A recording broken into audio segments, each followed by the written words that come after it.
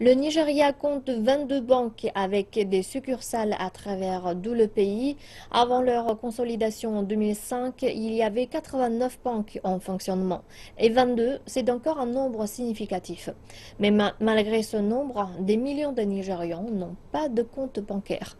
Certains rapports donnent 47% de la population sans compte bancaire et d'autres en disent que ce nombre est encore plus élevé. S'il y a bien une ville submergée par les banques au Nigeria, c'est bien Lagos, la capitale commerciale. Dans certaines rues, vous pouvez trouver jusqu'à 5 banques différentes. Malgré cela, parmi les 22 millions d'habitants que compte la ville, nombreux sont ceux qui ne veulent pas entendre parler de banques.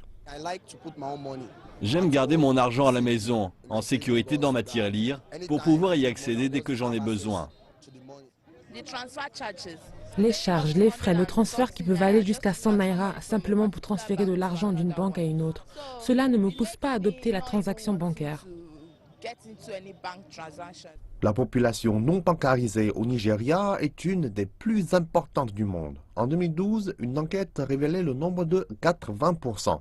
Un rapport plus récent réalisé par le géant du télécom Ericsson estime que 47% des Nigérians ne sont toujours pas bancarisés.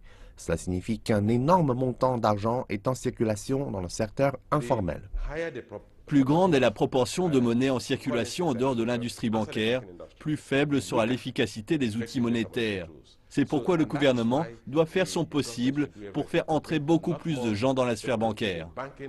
Et même ceux qui ont des comptes bancaires disent que la réalité économique du pays rend l'épargne difficile.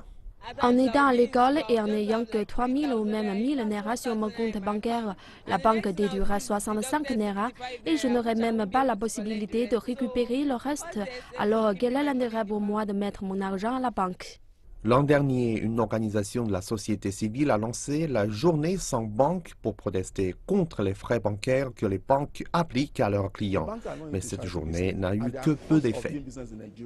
Les banques ne font pas dans la charité et opérer au Nigeria, ça a un coût. Il y a des coûts fixes, il y a des coûts variables. Si un client affirme qu'il a été surfacturé, je pense qu'il faut enquêter sur cette déclaration. Personnellement, je ne pense pas que les banques surfacturent leurs clients.